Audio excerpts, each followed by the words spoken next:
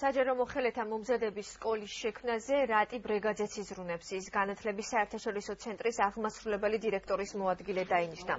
განათლების საერთაშორისო ცენტრი 2014 წელს პრემიერ-მინისტრის ინიციატივით დაარსდა. ცენტრის მიზანი საქართველოში განათლების ხარისხის ამაღლება და კვალიფიციური კადრების მომზადება.